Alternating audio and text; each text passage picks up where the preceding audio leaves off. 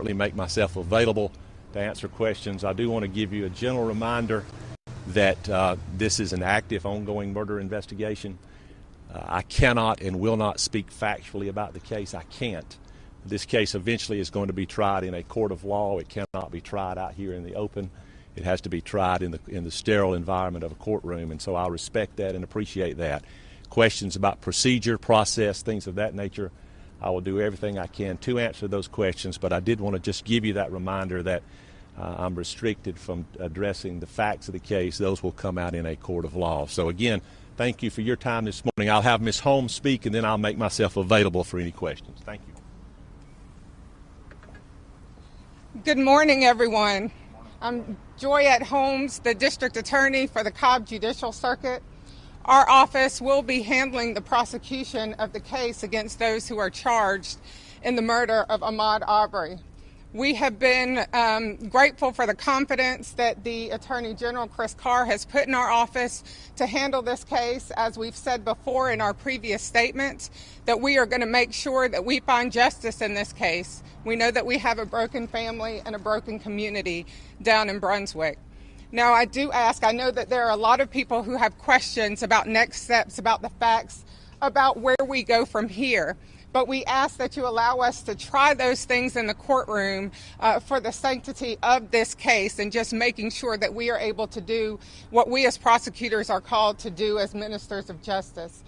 The GBI has been great in the 10 days that our office has been assigned to this case in letting us have input and have discussions about where this case moves. They have been a wonderful partner to us in doing that.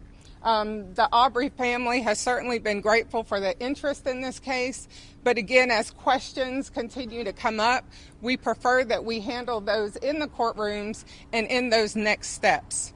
I thank you so much. I have today with me my Chief Investigator, Charles Prescott, to my left, your right, as well as the Deputy Chief Investigator, Richard Randolph, and they have been working with the agents in the Georgia Bureau of Investigations to get to this point. So thank you again. I appreciate the opportunity, Director Reynolds, to be here this morning to address some of those and just to let everyone know that the confidence that I have in the office of the District Attorney in Cobb County and the team that we have assembled to prosecute this case. Thank you. We'll try our best to address some questions. I know you have a few this morning. If you'll allow me, I'll just start over here and work my way left to right. Yes, ma'am.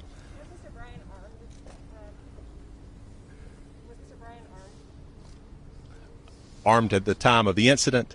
Yeah, again, I'm not going to speak about the facts of the case. I think the warrants speak for themselves as to what we believe happened and what he was charged. Not being disrespectful, I'm just not comfortable speaking on that. Yes, ma'am.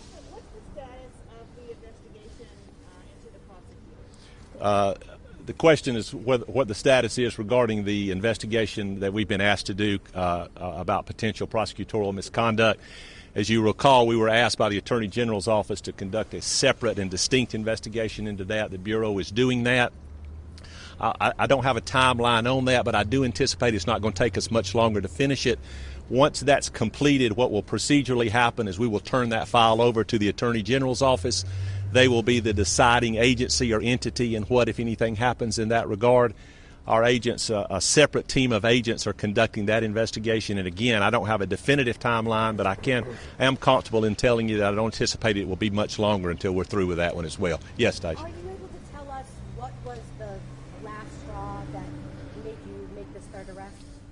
You know, I don't know if there was a proverbial last straw. I will tell you that in the conducting an investigation, what I would ask folks to remember is that we don't go into a situation of this nature investigating a person or persons. We go in investigating a set of facts. And once we start turning stones over, sometimes there's one or two stones underneath there that need to be turned over. And once we reached a point, and it was probably sometime Wednesday afternoon, Wednesday evening, when we began speaking with our folks there, that we'd reached the point in conjunction with the Cobb District Attorney's Office that we were convinced probable cause existed to make those charges. We proceeded to do that yesterday. It wasn't a proverbial last a moment of epiphany or anything of that nature. It was just an accumulation of various things that were there and various things we discovered over the last 16 days. Yes, ma'am. Mr. O'Brien continuously said he was nothing more than a witness and did not know the McMichaels. Were you all able to determine that Mr. Bryan did know the McMichaels through any set of texts or conversations? Can you speak to how you determined those relationships? I will say this again, not to speak on the facts. They'll come out in a court of law, but I can tell you that if we believed he was a witness, we wouldn't have arrested him. So there's probable cause, and we're comfortable with that. Yes, sir. Mr. Bryan, has he provided any additional footage from that cell phone? In other words, was there more than the 36 seconds that the public has seen? We have accumulated a number of pieces of video in the case. I'm not going to speak specifically about what we took from him, but eventually that will come out in a court of law. But suffice it to say, there are a number of pieces of video that helped us get to this point. Yes, sir. Is there anything you can say to reports that Bryan was using his truck to block? I won't speak to that specifically. I would refer you to the warrant, particularly on the one on false imprisonment. I think it speaks for itself. Yes, ma'am. Yeah, I just wanted to ask if you could elaborate more on the reported Facebook posts of neighbors in the community saying that they were going to be looking out to potentially send a message to people coming into their neighborhood. I'm not comfortable speaking of that now. I will tell you that our agents have looked over a ton of social media posts, and the majority of those will be made part of this file, which will be turned over to the district attorney's office. In any investigation, particularly one of this nature where we've charged 3 people, there's a great accumulation of pieces of evidence that eventually go into the deciding factors. Again, I'm not being flippant or being disrespectful to your question. I don't want to get any more into it than that. Yes, ma'am. So at this point, do you think that you won't be making any further arrests for murder? At this point, I don't anticipate that. I will tell you that, as I said a moment ago, we're finishing up the investigation into the murder. Again, there's no timeline. I don't anticipate us doing much more into the case before we button it up and give it to the district attorney's office. But I will tell you this, as I said back on 2 weeks ago today in Brunswick, that we go wherever the facts take us. And if the facts took us in another direction or to another person, we would go there. Right now, I do not anticipate that happening. Yeah, Angelique. I was going to ask you about Mr. Bryan. Without going into the investigation, was he the first person that contacted police about the shooting? I don't want to say that. I don't want to answer that question yet. I will tell you that his, I think the warrants again indicate what we believe and are confident his involvement was. As far as when he may have contacted the police or if he was the one who contacted the police, I'm sure the Cobb DA's office will introduce that in evidence at the appropriate time. Yes, sir. Reynolds, I was wondering if you can put on your former prosecutor hat on for a moment and put in perspective for folks. We know that Bryan did not pull the trigger, so why would someone like him in these circumstances be charged with murder?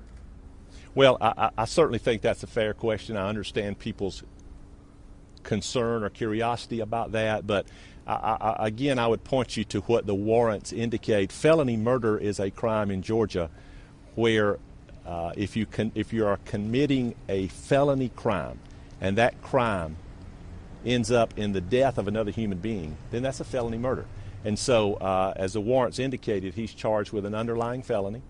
He's also charged with felony murder. So we believe the evidence would indicate that his underlying felony helped cause the death of Ahmaud Arbery. It'll be the Cobb District Attorney's job, their responsibility, which they take on to prove that in a court of law. But they've been involved with us in the decision-making of this particular arrest. I think they're as confident as we are they'll be able to prove that up in the court of law when that day comes. Yes, ma'am. Ms. Reynolds, thank you. There was a text message that was sent from a police officer to a property owner, essentially urging him to contact Mr. McMichael if there were concerns about trespassers on his property. Is that police officer or are any police officers under investigation? I don't want to speak on that directly. I will tell you that things that are relevant to this murder case we've looked at and are continuing to look at, if they're relevant to the murder case. What I would ask people to remember is that sometimes things happen in a case where perhaps acts are foolish, where perhaps acts are something that societally speaking we frown upon. Doesn't mean they're criminal. We have to be able to differentiate as my father often told me, differences in criminal acts and difference between acts of people who have their head stuck up their rear end. And so there's a difference. And so, and to answer your question, if the investigation leads to other folks, those charges will be filed. If they don't, they won't. And to be clear, are you ruling out any additional arrests in this case? I'm not ruling that out, but I will tell you at this point, we feel confident that the individuals who needed to be charged have been charged. Yes, ma'am.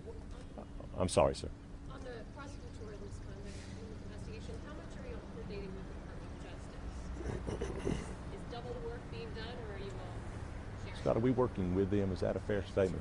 Yeah, we're working hand in hand in conjunction with them. The federal authorities have always been great partners with the GBI. They are in this particular case as well. I think it's suffice to say it's a single investigation being ran together. Now, ultimately, there may be different decisions made on a federal level and a state level, but right now we are working hand in hand with them. Yes, sir. What would be the crime that being investigated with the prosecutors? If you will recall, what the request that came to the Bureau was to investigate whether or not there was any prosecutorial misconduct. Whether or not that leads to any criminal situations, Christian, I can't say at this point. I will tell you that the request was specific as to whether or not look at the conduct of the prosecutors involved on the front end of this case. We are doing that. We're interviewing individuals. We're putting that file together, and it'll be turned over to Chris Carr's office in the Attorney General. Question for Ms. Holmes. Yes. Ready, John?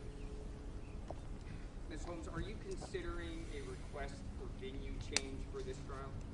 So it's a little early in the process to discuss the venue change.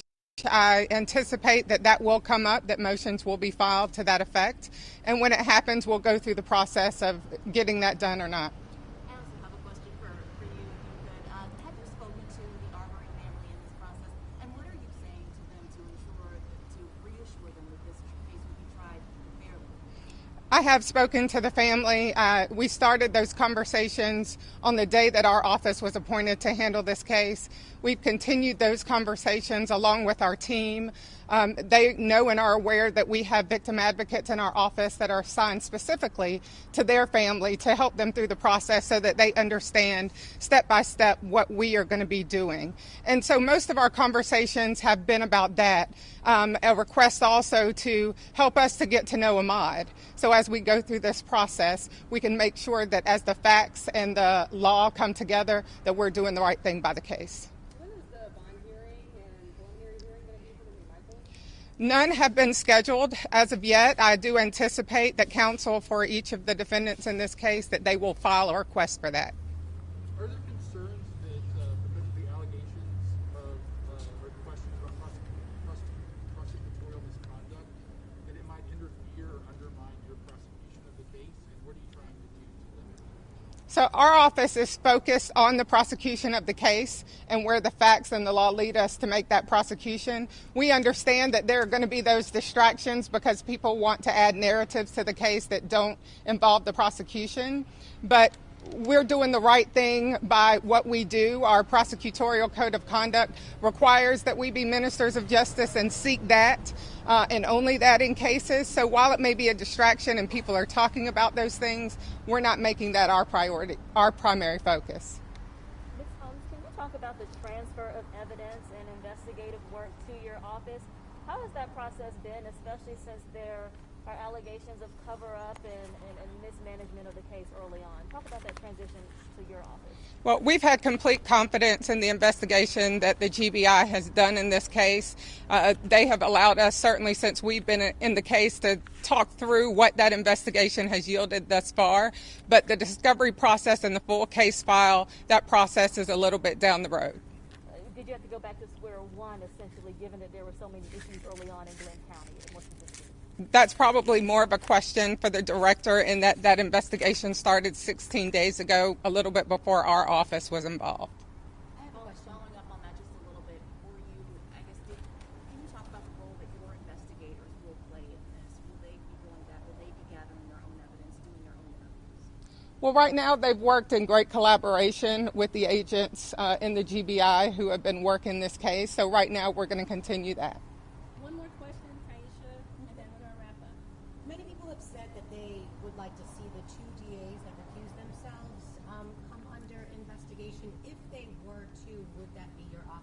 No, it would not. Can you recap the two assistants' names real quickly for me? My chief investigator is Charles Prescott, and my deputy chief investigator is Richard Randolph. Thank you. Director Reynolds, could you talk about the search warrant that was served on the McMichaels home, and did that in any way play into the arrest of Mr. Bryan? You know, I'm not going to speak on what we found in that. That's something, again, factually, that'll have to come out in a court of law. I do want to wrap up and say this, and then I'll let you all get to your business. On behalf of the Bureau, I can't begin to tell you how much we appreciate the interest in this case. I know there's been a great deal. I will tell you that there's been a lot of questions posed to us. There's been a lot of phone calls made to us, and we appreciate the community's involvement. The reality is we make our decision based on facts in a case, and I will stand before you today and tell you that's exactly what we've done in this case. The agents have made arrests based on facts in the case. I'm proud of the fact that they haven't made any arrests based on any type of pressure, any type of social media, any type of phone calls or anything of that nature, and I think that's exactly the way this system works. I hope in the end that our involvement in this case, the way we've handled the case, hopefully brings an air of credibility to the criminal justice system, particularly here in our state. I'm very proud of the agents. I'm proud to partner with Ms. Holmes. Thank you for your time this morning, and I appreciate it. Thank you so much. Thank you. Thank you.